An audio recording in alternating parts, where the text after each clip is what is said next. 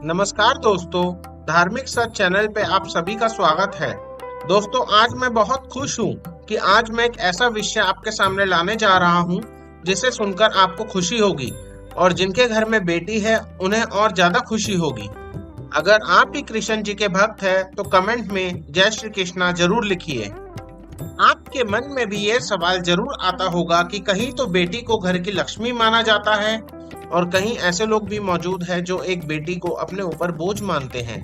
शास्त्र की और मानवता की दृष्टि से इनमें से कौन सही है ये तो आप जानते ही होंगे, परंतु आज हम आपको बताएंगे कि आखिर ऐसा क्यों है। आखिर बेटियों को ही घर की लक्ष्मी क्यों कहते हैं और बेटों को घर का कुबेर क्यों नहीं कहते। दोस्तों, एक बार स्वामी विवेकानंद वैष्णो देवी की सीढ़ियां चढ़ रहे थे। बगल से एक किसान अपनी बेटी को कंधे पर बिठाकर चढ़ाई चढ़ रहा था। तभी स्वामी विवेकानंद ने कहा कि बाबा, आपकी बेटी का बोझा आपको लग रहा होगा, इसको मैं उठा लेता हूँ और माता वैष्णो के दरबार तक लिए चलता हूँ।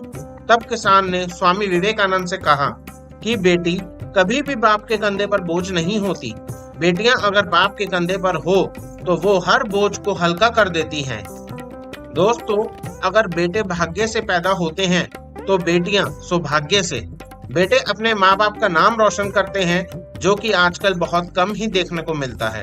फिर भी अगर मान लें तो भी बेटे केवल अपने माँ बाप का ही नाम रोशन करते हैं, लेकिन बेटियां अपने माँ बाप के साथ साथ अपने पति के माँ बाप का भी नाम रोशन करती हैं। कई लोग सोचते हैं बेटियां पिंडदान नहीं कर सकती और अगर उनके यहाँ बेटियां ही है तो उन्हें मुक्ति कैसे मिलेगी। दोस्तों, यह बिल्कुल भी नहीं है, क्योंकि बेटियां भी पिंडदान कर सकती है।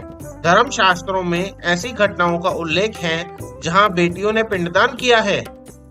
रामायण में बताया गया है कि प्रभु श्री राम के पिता राजा दशरथ की जब मृत्यु हो गई तो माता सीता अर्थात राजा दशरथ की बहू ने ही उनका पिंडदान किया था। इसलिए मित्रों, वो लोग बहुत किस्मत वाले होते हैं जिनके घर एक बेटी जन्म लेती है। वहीं वो प्रबल किस्मत के होते हैं जिनके घर एक से ज्यादा बेटियां होती हैं। वो बेटियां ही होती हैं जो इस दृष्टि को निरंतर चलायमान होने के लिए अपना सर्वस्व निछावर कर देती है। जिस दिन इस सृष्टि में बेटियों का जन्म लेना रुक जाएगा, उस दिन सृष्टि भी ठहर जाएगी और धीरे धीरे इस सृष्टि का अंत हो जाएगा। बेटी के बिना किसी का भी वंश आगे नहीं बढ़ सकता। बहुत से लोगों की सोच रहती है कि बेटी है तो बिना समय गवाए और पढ़ाई में पैसा लगाए जल्द से जल्द शादी कर दो, लेकिन ये सोच एक बेटी के भविष्य को बर्बाद कर देती है। जरा सोचिए, एक बच्ची के मन में कितने सपने होते हैं कि उसे कुछ करना है, इसलिए अपनी बेटियों को सपने पूरे करने देना चाहिए। दोस्तों, आखिर बेटी के रूप में कौन जन्म लेता है।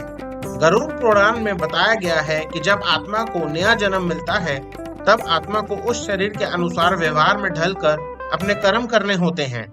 शरीर के जरिए कर्म करके ही एक आत्मा अपने जन्म के उद्देश्य को सार्थक भी बनाती है और निरर्थक भी बनाती है।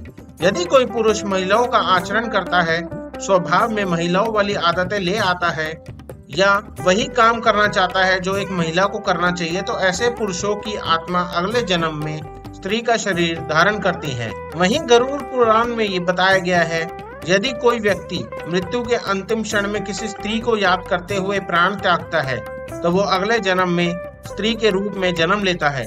वहीं अगर वो अंतिम क्षण में परमेश्वर का नाम लेता है तो वो मुक्ति के मार्ग पर अग्रसर हो जाता है।